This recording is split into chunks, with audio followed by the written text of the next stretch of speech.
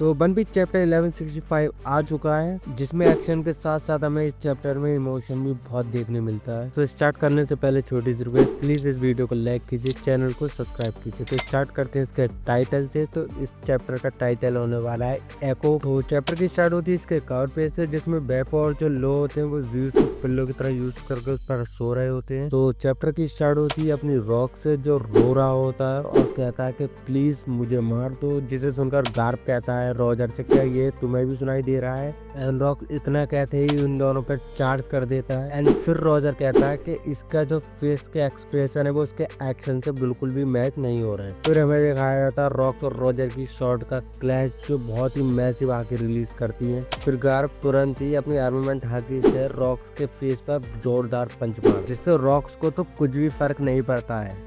Rocks अपनी shot से इन दोनों पर अटैक करता है और बहुत ही ज्यादा अमाउंट में अपनी हाकी को रिलीज करता है, जिससे जो स्काई जो वो भी दो भागों में स्प्लिट हो जाता है, जिसे देखकर जितने भी लोग आइलैंड पे होते हैं वो सभी शॉक हो जाते हैं। जो रॉजर और गार्प जो है वो भी दूर जाकर गिरते हैं। फिर सीन हमें दिखाया जाता है सिल्वर एक्स का, जो अपने लोगों से कहता होता चलो इस आइलैंड से जल्दी सेल करते हैं।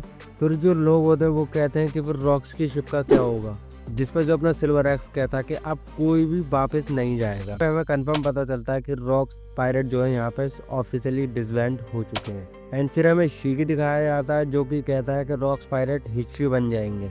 फिर हमें पायरेट दिखाए जाते हैं जो सभी अफरा तफरी में यहाँ वहाँ भाग रहे हैं इस आइलैंड से निकलने के लिए। एंड फिर हमें नेवी शिप दिखाई जाती है जो गार्प से बात कर रही होती है, जिसमें गार्प उनसे कहता है कि जो भी सर्वाइवल बचा है उसे लेकर इस आइलैंड से जल्दी निकल जाओ। फिर दूसरे पैनल में हमें रॉजर पायरेट दिखाए जाते हैं, जो कि रॉजर से पूछते हैं कि वहाँ क्या चल रहा है, जिस पर रॉजर कहता है कि रेली का ग्रुप आते ही तुम भी वहाँ से निकल जाओ और मेरा सी में इंतजार करना। फिर हमें रॉजर और गार्प दिखाए जाते हैं जो कि ट्रांसपोर्टर सेल से बात कर रहे होते हैं और कहते हैं कि मैं वापस जरूर आऊँ। यहाँ से स्टार्ट होती है असली फाइट, जिस पर जो रॉजर और गार्प जो है अपने अपने कोट उतार देते हैं। गार्प रॉजर से कहता है कि मैं तो यहाँ पर तुम्हें पकड़ने आया था, लेकिन देखो यहाँ पर चीजें कैसे बदल गई।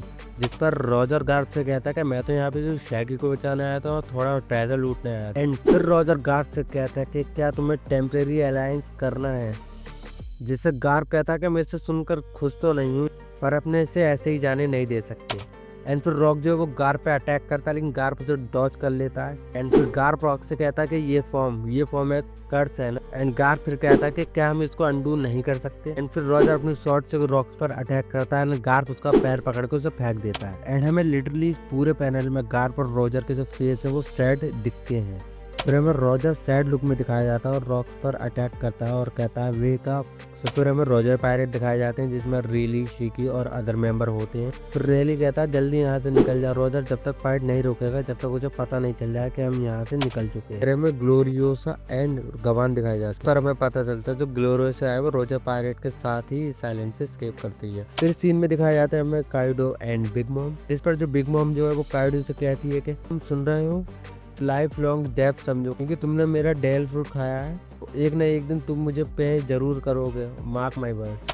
जिस पर काइडो कहता है कि तुम मुझे पागल मत बनाओ, तुम पूरी तरह हार गई हो लेन। देखना मैं ऐसा क्रू स्टार्ट करूंगा जहाँ पे सिर्फ ब्रुटैलिटी का ही लो हो। फिर बिग मॉम काइडो से कहती है कि तुम इतने बोल्ड कब से हो गए, तुम मुझे आज तक कभी हरा तो पाए हैं। फिर बिग मॉम कहती है कि तुम मुझे जो ऑन करते हो मैं एक दिन लेने जरूर आऊँ। काइडो कहता है जिस दिन तुम आओगे उस दिन मैं तुम्हें कुचल दूंगा। यहीं से बिग मॉम काइडो भी अपने अपने रास्ते अलग हो जाते हैं। फिर हमें रॉक्स दिखाया जाता है जो कि रॉजर और गार्प को बहुत बुरी तरह मार रहा होता है। फिर हमें व्हाइट पेज दिखाया जाता है जैसे पीछे से कोई न्यूकेट करके आवाज देता है और कहता है कि तुम लोग वो माउंटेन तोड़ दिया। एंड कहता है कि लगता है कि तुम्हारा क्रू भी टूट गया। एंड फिर हमें एक पायरेट दिखाया जाता है जिसका नाम होता है पोलोग्राम, जो कि कैप्टन होता है पोलो पायरेट्स का। एंड हाँ, देखने से पता लगता है कि ये और कोई नहीं बल्कि मार्को का फादर है। एंड फिर ये पोलोग्राम जो ये व्हाइट बेड का पीछे करने लगता है और उससे कहता है कि मैं तुम्हारा बहुत बड़ा फैन हूँ, क्या तुम्हें शिप चाहिए? कहता है लेट जॉइन फोर्सेज। इस पर जो अपना व्हाइट बेड है वो उससे कहता है कि भाग जाओ यहाँ से, मेरे रास्ते के बीच में मत आओ। सस्सी और गेंजो ही दिखाए जाते हैं जो कि उससे पूछ रही होती है कि न्यू गेट कहाँ पर है। वो कहता है मुझसे मत पूछ। एंड फिर हमें दिखाया जाता है ड्रैगन, जो कि बहुत ज्यादा गुस्से में होता है। एंड वो जो अपना नेवी ऑफिसर होता है उसी को गन पॉइंट पे रख लेता है। कहता है कि जितने भी सर्वाइवल है हम यहाँ पर सबको बचाएंगे और जिसको प्रॉब्लम है बता दो मैं उसको यहीं पर मार दूंगा। एंड शायद यहीं से स्टार्ट होती है अपनी रेवोल्यूशनरी ड्रैगन की कहानी। एंड फिर हमें दिखाया जाता है रेली और गवान जो कि अपनी शिप को छोड़कर आइलैंड की तरफ भाग रहे होते हैं। फिर वेस्ट ब्लू में एक गवर्नमेंट शिप दिखाई जाती है जिस पर सैडन होता है, अभी भी इमू के कंट्रोल में होता है और ऑर्डर देता है कि इस आइलैंड को पूरी तरह से मिटा दो कि ये कभी एग्जिस्ट ही नहीं करता था। एंड यहाँ पे हमें नरेटर बताता कि इस आइलैंड पे जो ह्यूमन हंट हुआ था वहाँ पे जो यहाँ पर जो जितने भी ह्यूमन थे इस आइलैंड का साइज क्या था इस आइलैंड पे, इसको उस दिन से पूरी तरह ही मिटा दिया गया है। इतने आइलैंड पे इतनी तगड़ी हाकी का क्लैश हुआ कि जो दूसरा माउंटेन होता है वो भी टूट जाता है। फिर रोजर गार्प से कहता है कि तुम जानते थे कि ये गवर्नमेंट भी इस ब्लैक मॉन्स्टर से जुड़ा हुआ है, जिसका गार्प कहता है हाँ ये जस्टिस की तरह तो नहीं लगता, इसमें मैं तुम्हारे साथ हूँ। तो रोजर जो गार्प से कहता है वो कहता है कि अगर तुम नेवी छोड़ोगे तो क्या तुम मेरा क्रू ज्वाइन करोगे। पर गार्प कहता है कि नहीं, अगर मैंने मरीन को क्विट करा तो मरीन्स को कौन बचाएगा।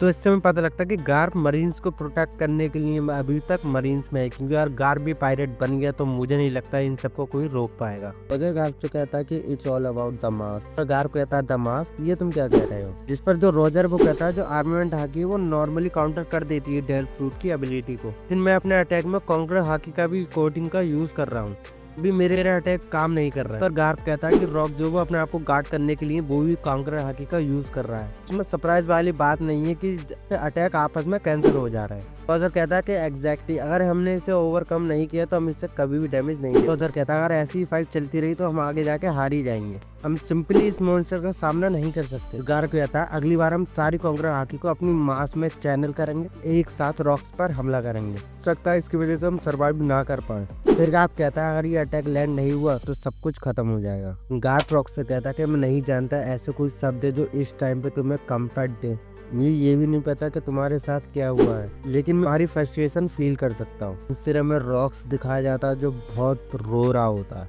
पर रोजर दिखाया जाता है जो अपने हाथ से अपने फेस को कवर कर लेता है क्योंकि शायद वो भी रो रहा होता है।